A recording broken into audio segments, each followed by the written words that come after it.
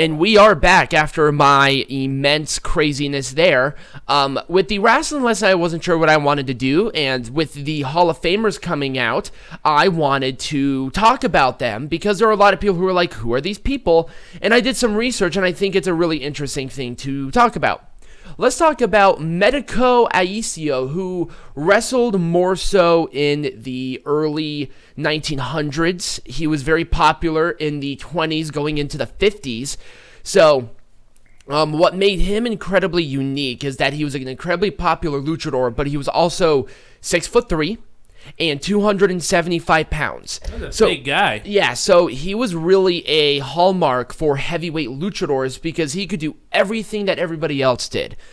He had rivalries with El Santo. He had rivalries with Blue Demon. He had rivalries with Gory Guerrero, which was a huge emphasis on that, with the natural size that he has and the ability with his agility as well.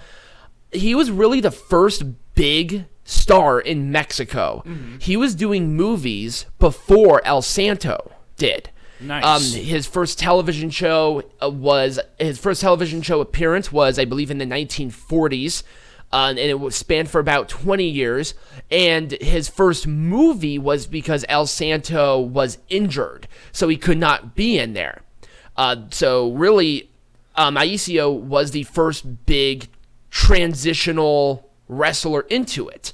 His most well-known gimmick actually was not his original gimmick. It was given to him just out of nowhere because they needed somebody with less color. They actually needed, like, they called it a cool-off wrestler. And with the big bright colors, they realized that a cool-off wrestler's tights and stuff was something that really made them stand out. Now, with that being said, this is all under the CMLL name.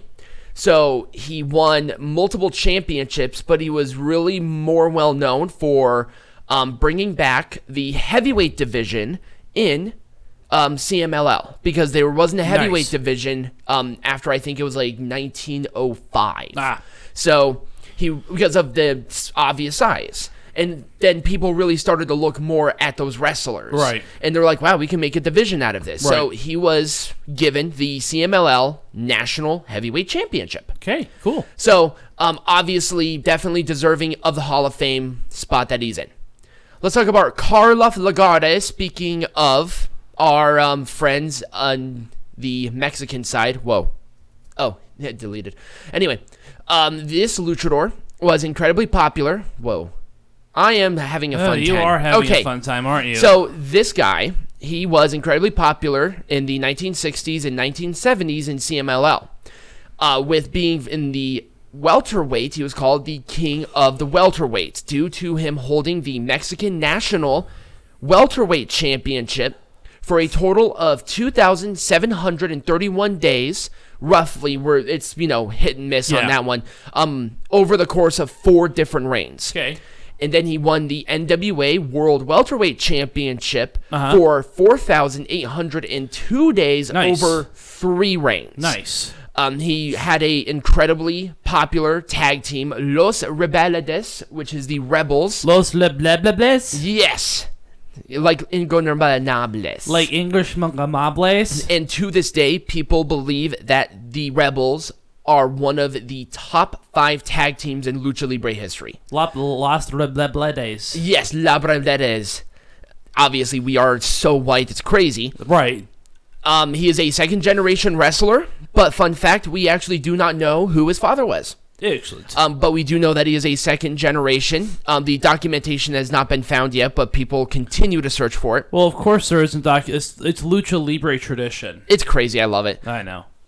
His brother also wrestled around the same time, and the family relationship was not publicly known at the time, but he wrestled under the mask of Angel Negro. Angel Negro?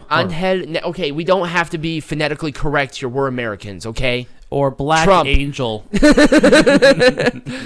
So anyway, let's go from there. Let's go back to our favorite place, Japan. Yay! Hooray! Jun Akiyama, who is still currently wrestling, is yep. Oh. He is the current All Japan Pro Wrestling's president, representative director, co-head booker, and former 2-time Triple Crown heavyweight champion. Nice. He innovated the Blue Thunder Driver and the Blue Thunder Bomb. Oh. Yep, so he uses it to this day. Nice. He was one of the first wrestlers to walk out of All Japan Pro Wrestling in 2000 when Misaharu Misawa had his controversy on who ran it, and he was one of the first main eventers in Pro Wrestling Noah. Yep. And he was there for about 12 years, Nice. and he went back to All Japan in 2012, and he's still there. Ah, nice. So it's really cool. And let's go. I don't really have to say a whole lot on this guy because for obvious reasons, Kenny Omega. Yes. The the one of two people that have the highest rated match in the history, according to Dan Meltzer. Dave Meltzer. Multiple main events, blah, blah, blah. Obviously, was one of the co-founders of All Elite Wrestling, current executive producer. First Gaijin to win the G1 Climax. Yep. Really had the distinction of going from a junior heavyweight to a heavyweight. Yep. Almost based on his popularity alone. And I think it's great, and hopefully that with the Kenny Omega connection and him speaking fluent Japanese, he can get some more Japanese promotions, maybe even including New Japan on the side of AEW. Yep. And like I said, I don't think we really have to go through it because his career is just a gigantic highlight reel. And it's also still in progress. Yes. And also, fun fact, he wrestled in NXT for a little bit. He did, yes. Mm-hmm. So I think that's really cool. So Dan Koloff is the Dave Meltzer's historical induction. So he won the first European Freestyle Wrestling Championship as an individual from Bulgaria. And this was like in the 1900s, which is crazy. He won European gold in 1936 in the championship in Paris, which is a huge tournament at the time, which is second distinction for Bulgarians after the world title of Nikolita Petrov from 1900, which I think is kind of cool. He fought a bear while hunting. Legend has it that he fought the beast for an hour with his bare hands until he got a chance to kill the animal with his rifle. Apparently, witnesses saw marks on Koloff's hands and on his neck from the bear when he was wrestling. So that's where that thing came from, which is... Of course, he's Bulgarian. Yeah. Might as well fight a million bears on tricycles. Right. He was subsequently hired to wrestle for the Victoria Circus at the beginning of the last century. Wrestling was represented in freestyle wrestling, which had punches and kicks. They were allowed in that. Mm-hmm. It was a dangerous sport with extremely serious and severe injuries, where then catch can or catch wrestling could be considered the father of today's mixed martial arts, which is why also Dan Koloff is in the MMA Hall of Fame, because they're not 100% sure if he was really a professional wrestler or a fighter. Before being discovered and trained by professional wrestler, I am Zabisco. I'm not even going to try to pronounce that last name. It's Cyanowicz. How you know this shit, I'll never know. Cyanowicz. I'm pretty sure he butchered it too. I'm pretty sure I did. Koloff was a self-taught wrestler. He was... Yeah, it looked like Cyanowicz. Yeah, we're just going to go with it. He was the first wrestler who captured professional world heavyweight wrestling championships diamond belt twice. Where I think that one was like kind of like a pseudo NWA world heavyweight champion, if I'm not mistaken. It's really hard to find out what the diamond belt was. Right. Because, depending on the source.